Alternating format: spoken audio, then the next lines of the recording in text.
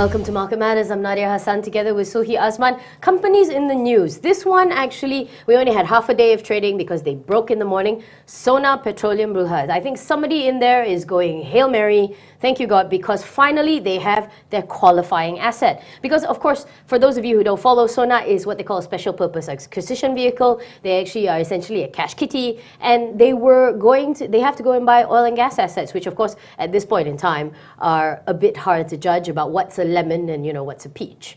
So they are proposing to acquire SPAC oil field for US 50 million. This is just sitting northwestern Australia from Santos Limited and private firm Quadrant Energy. What else about the deal?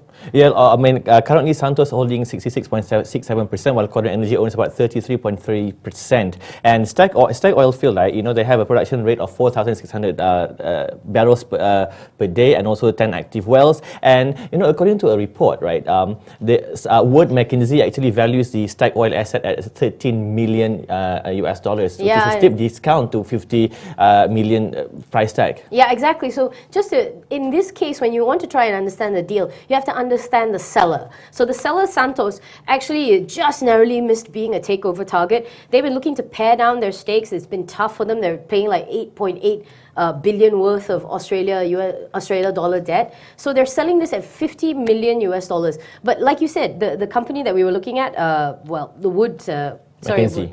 So Mackenzie, they only think is 13 million. So I think this is the question for the Sona shareholders. Wouldn't you be wondering? It's like, yeah, fine, you do have the money to pay for it. It's immediately earnings accretive, but are you paying too much? Yeah, I mean, this reminds me of a case where we have this later on, where we're going to talk about FGV, right? You are paying a steep premium for this. Is this justified or not? Well, if you were a shareholder, how would you feel? I mean, if you saw reports that said this is aging, I mean, what would you feel? Yeah, I mean, I would feel that, I mean, of course we need to pay some sort of price, but it cannot be that steep of a, more than double of the price tag, has been recommended by Wood Mackenzie at 13 million ringgit. I mean, I would feel that, the company should need to look at the valuations, and the valuations needs to be done according to the assets worth. Well, the thing is, they still have a couple more years before they have to give back the money, and actually the share price didn't jump that much, 1.11% to 45.5 cents, and clearly either people don't believe it or they think it's a very, very big question.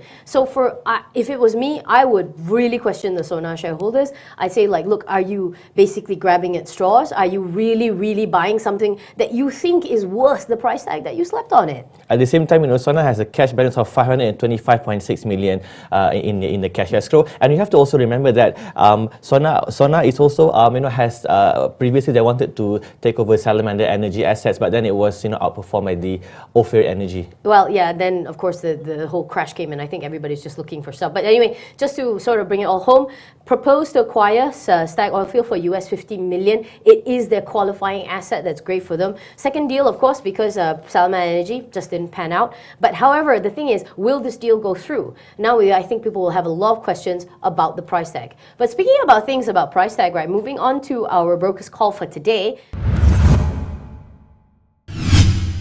This is the company that's at the center of a question about whether you should pay so much for your asset. Felda Global Ventures Holdings Bhd. They closed unchanged at 1 ringgit 78. We are looking at two reports today, CIMB Research and Alliance, Alliance DBS. So what was on the news front?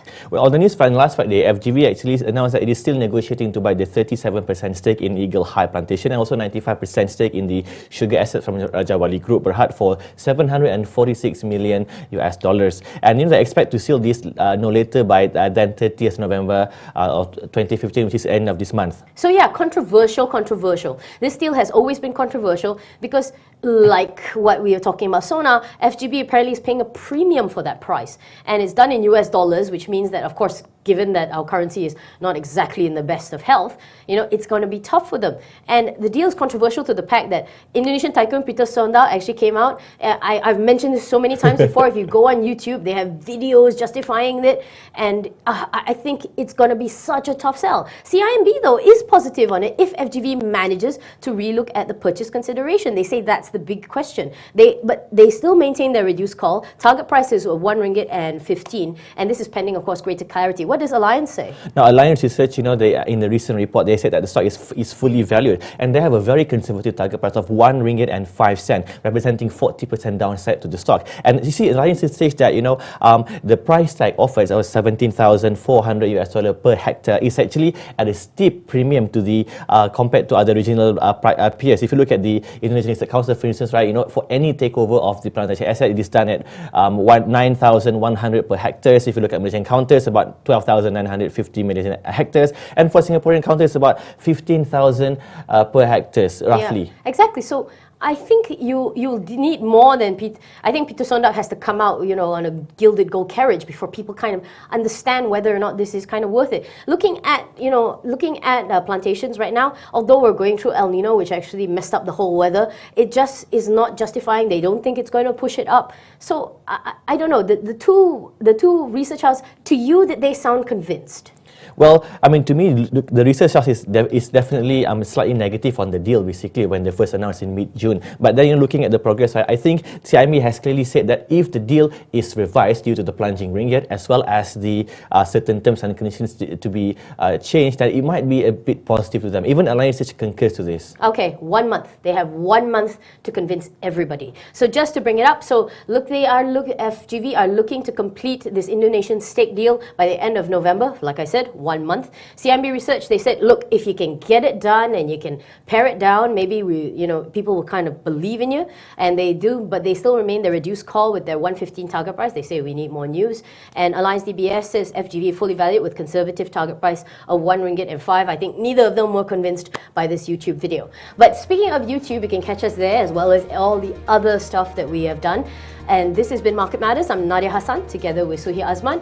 More on this that we've been talking about today. edgemarkets.com is there for you. And of course, the physical papers are also there for you. Pick up the weekly or the daily. Thanks a lot for that listening. Please leave your comments if you have any. Good night.